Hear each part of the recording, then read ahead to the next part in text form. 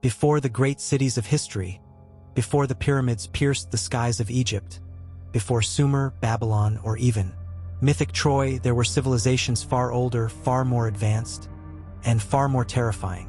But they didn't just vanish. They were erased.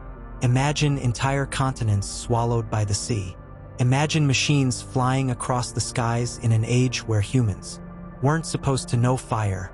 Imagine kings who ruled not for decades but for thousands of years. Now, ask yourself, why do almost all ancient cultures, from the Mayans to the Mesopotamians, tell stories of a catastrophic flood that ended everything? We've heard whispers of Atlantis, of Shambhala, of flying vimanas in the sky and mysterious monuments at the bottom of the ocean. But what if these weren't myths? What if they were warnings? Even modern prophets like Nostradamus and Baba Vanga hinted at a return of something lost, ancient, and powerful, something that will reawaken when the earth is once again in chaos. And here's the truth they never told you in school. Our world might not be the first of its kind, but it might be the last. If you're ready to uncover what lies beneath our history, hit that subscribe button, give this video a like, and stay with us till the end, because once you hear what we're about to reveal, there's no going back. Let's begin at the edge of time. Roughly 12,800 years ago, something happened. Something sudden, something devastating.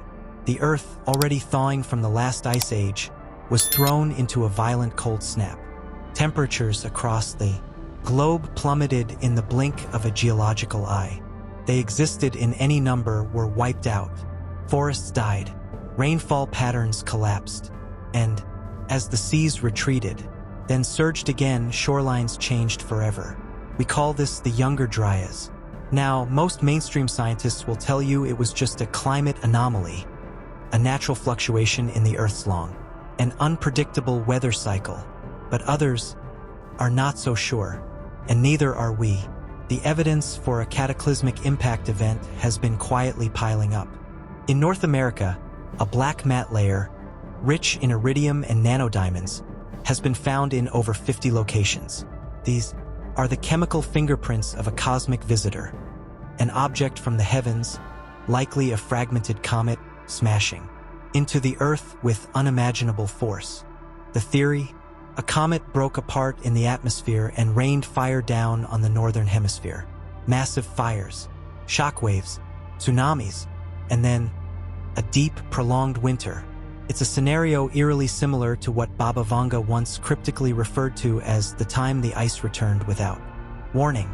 She spoke of an ancient world buried by a second sky, a phrase many believe referred to debris from space, blanketing the Earth.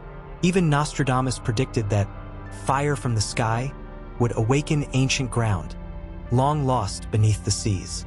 Could he have been referring to this moment when a planetary-scale disaster reset the clock on human history? But here's where it gets unsettling. Right at the boundary of this event, we find signs of something strange, civilizations that shouldn't exist. Göbekli Tepe, one of the oldest known megalithic sites on Earth, appears abruptly around this time. Not only that, it was deliberately buried.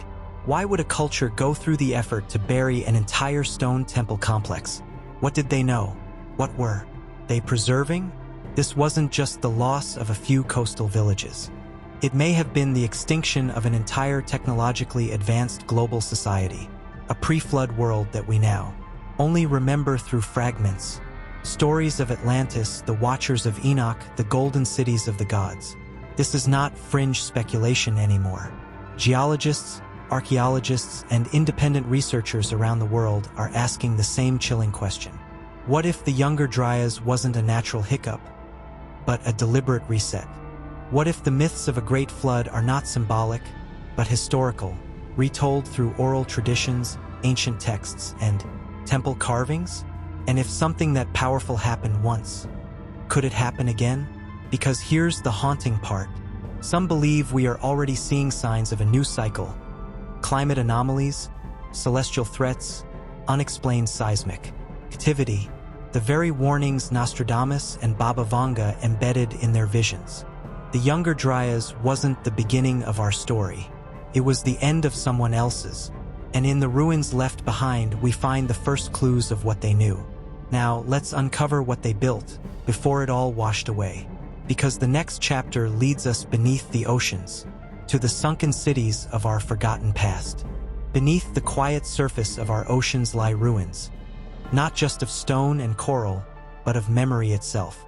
The sea is a keeper of secrets. It swallows, conceals, and preserves what time on land would have long since erased. And if we listen closely, if we look where we're told not to, we begin to see the silhouettes of a world once thriving, now drowned. Let's begin with the most famous of all sunken myths, Atlantis.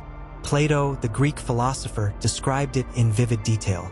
A vast island beyond the Pillars of Hercules, today known as the Strait of Gibraltar.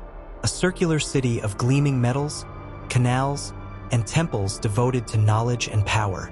He claimed it was swallowed by the sea in a single day and night of misfortune. For centuries, Atlantis was dismissed as allegory.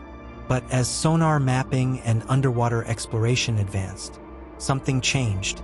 Off the coasts of Cuba, Japan, India, and the Bahamas, submerged structures began to appear: stone formations, geometric alignments, terraces, roads, and what appear to be stairs and columns, all buried beneath tens of meters of water.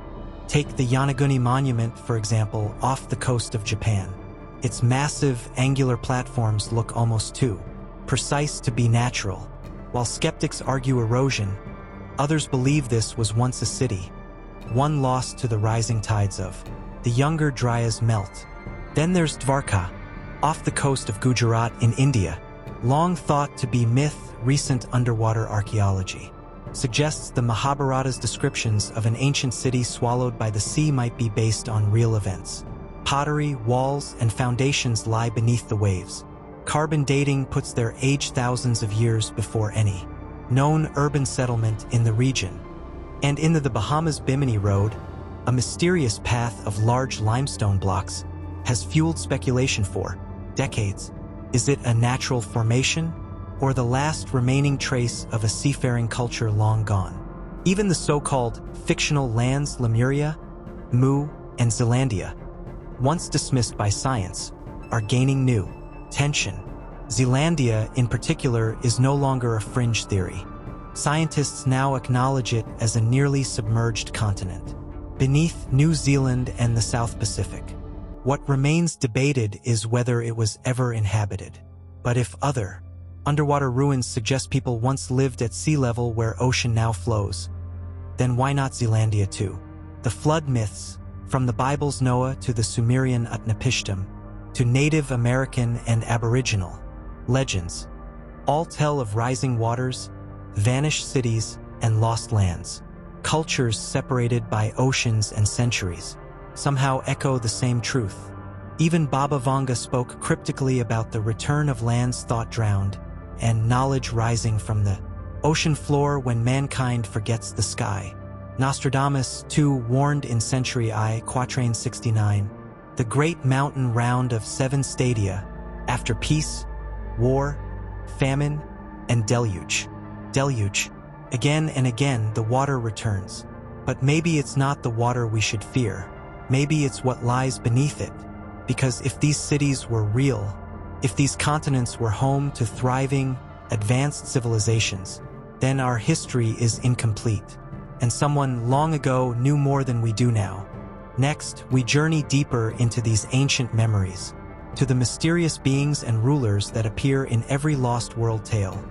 Beings with power beyond comprehension.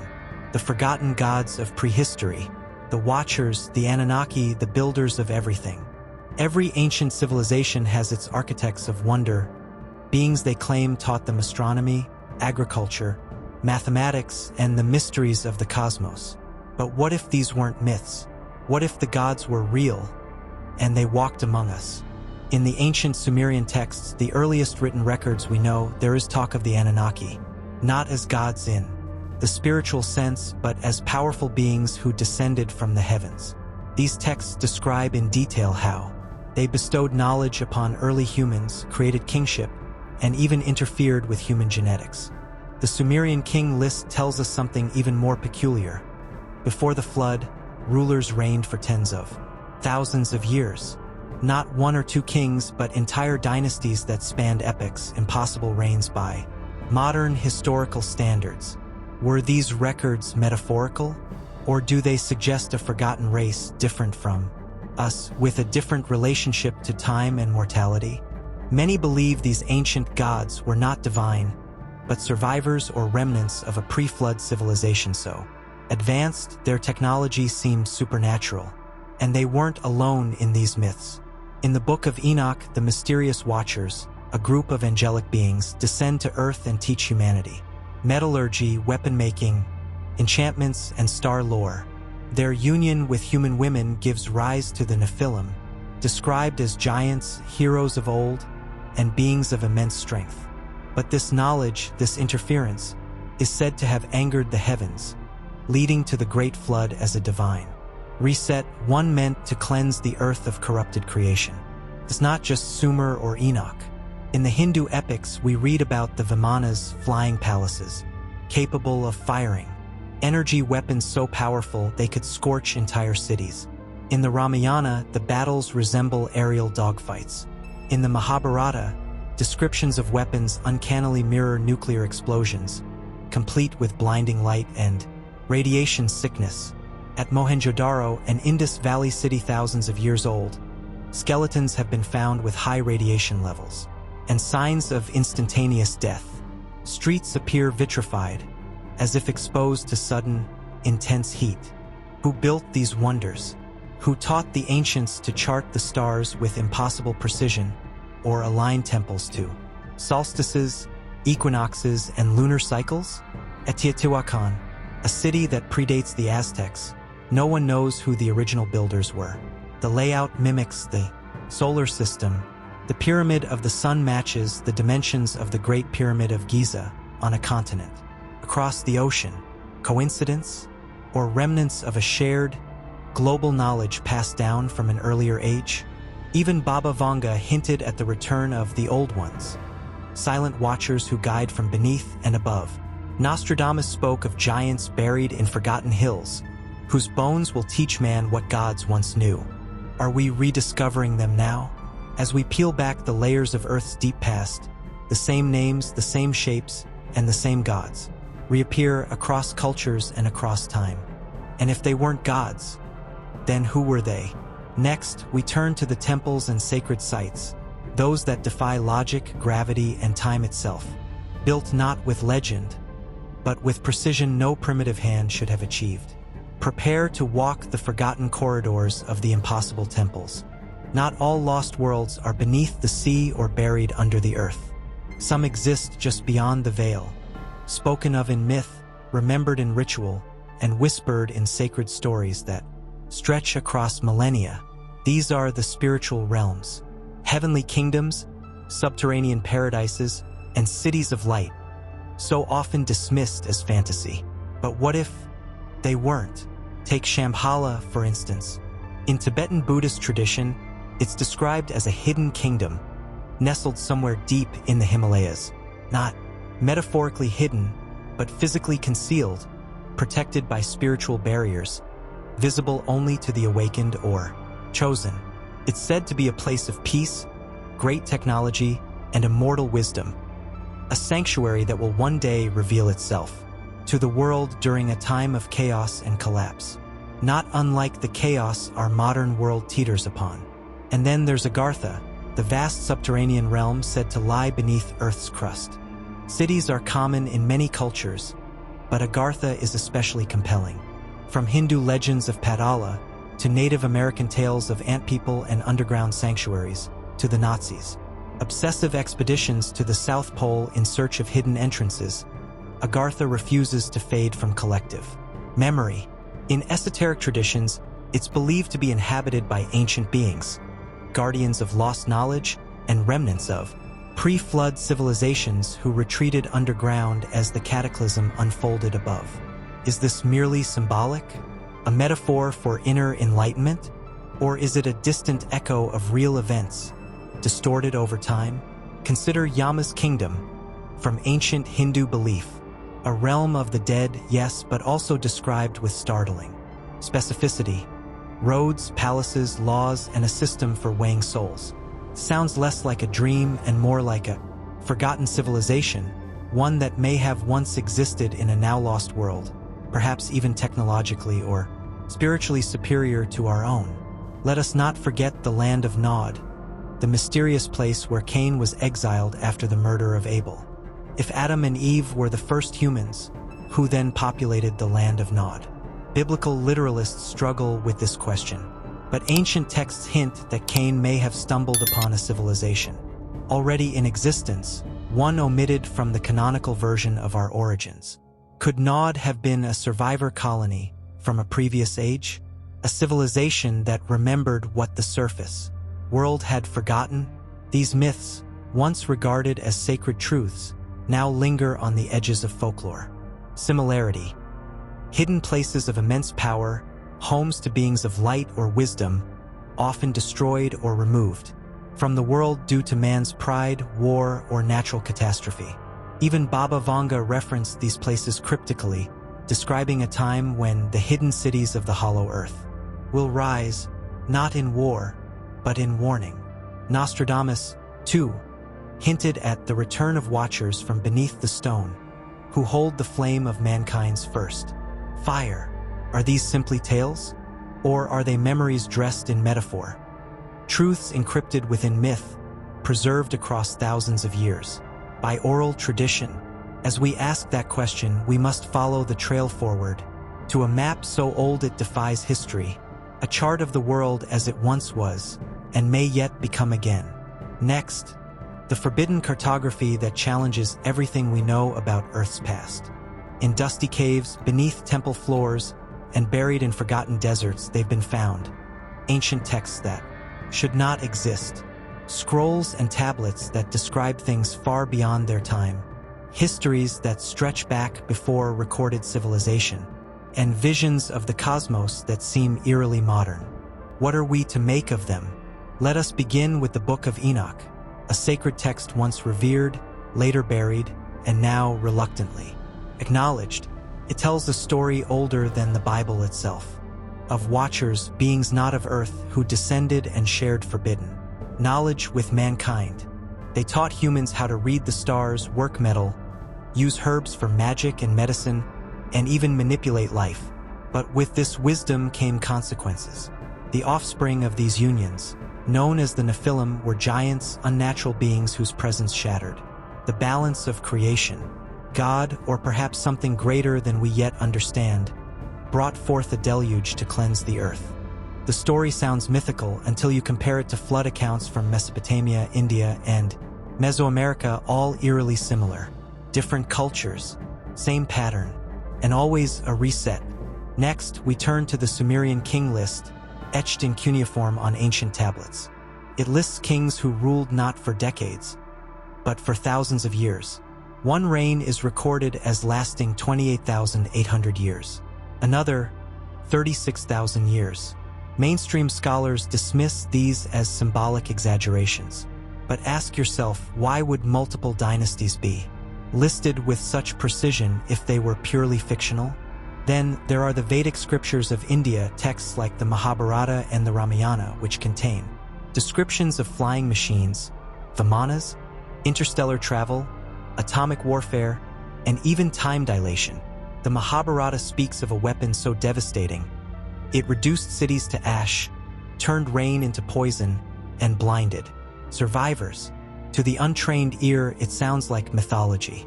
To a physicist, it reads like an account of nuclear fallout. These texts are thousands of years old, but they speak with a modern voice. Even in Mesoamerican codices, such as the Popol Vuh, we find mention of sky beings, genetic manipulation, and previous cycles of Earth that were destroyed and reborn. Is it coincidence that so many ancient books, so many of these myths, were burned, hidden, or dismissed? Baba Vanga once said, "The books that hold truth are kept in darkness, but one by one, they will find light." And Nostradamus? He wrote cryptically of words written on stone and skin, held in temples of flame, which will outlive empires. It is as though these texts were never meant for the world that created them, but for us today. Now, as we stand at the precipice of rediscovering what was lost, so ask yourself, are we finding ancient knowledge, or is ancient knowledge finding us? Next, we follow that knowledge to the cities and civilizations they spoke of, one's history forgot, or tried to forget, civilizations swallowed by water, scattered by wind, yet still whispering through ruins and stars. Let's step now into the cities time tried to erase. When a great empire falls, it rarely vanishes overnight. Sometimes, it leaves traces, scattered stones, broken traditions, and people, descendants who carry the fading torch of knowledge long forgotten. What if the same is true for the civilizations that came before the flood? If there truly was a cataclysm, a global event that reset the earth as so many ancient stories suggest, then logic tells us some must have survived. Not all knowledge would have been lost. Not all cities would have sunk. And some places, perhaps, were chosen to begin again. Let's begin in the Sumerian city of Eridu, often referred to as the first city. According to legend, it was established by the gods themselves as a beacon of order after the chaos of the flood. Its most sacred structure, the Ibzu, was built and rebuilt upon the same foundation multiple times, almost like they were trying to preserve something beneath it. Each layer a new attempt to carry forward a forgotten blueprint. Then there's Nippur, not a capital city, but a spiritual and astronomical hub. Here, the calendar was refined, star charts created, and cosmic time divided with stunning precision. Could it be that the priests of Nippur inherited astronomical knowledge from a world before theirs? Even farther back in time, there is Göbekli Tepe and its sister site Karahan Tepe in modern-day Turkey. Built more than 12,000 years ago, before agriculture, before pottery, before the wheel, these sites challenge everything we thought we knew about prehistoric people. And yet, someone not only constructed these megalithic sanctuaries, they deliberately buried them. Why? To protect them from the cataclysm? To preserve the knowledge until it could be found again? Further west, in the highlands of Peru, lies Caral Soup, the oldest city in the Americas. Its sprawling design, advanced irrigation systems, and lack of fortifications suggest a peaceful society with knowledge far beyond its years. But there's no known precursor to Caral. It seems to emerge fully formed, as though it had guidance, perhaps from those who remembered a different age. Let us not overlook Teotihuacan in Mexico.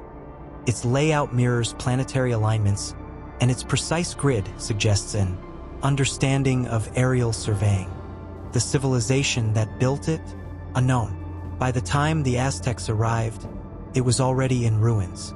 They didn't build it, they discovered it and worshipped it. Even the Indus Valley civilization seems like a mysterious remnant. Its cities were more advanced than those of Mesopotamia, with standardized weights, running water, and sewage. Systems that rival some modern infrastructure.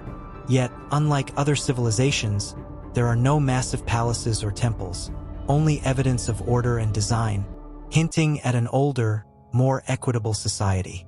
Did they descend from a people who knew how devastating power could become?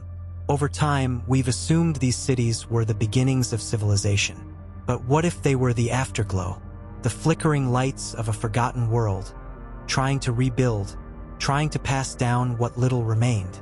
Baba Vanga once said, "What was once whole is now scattered across the earth. But when the pieces are found, the circle will close again."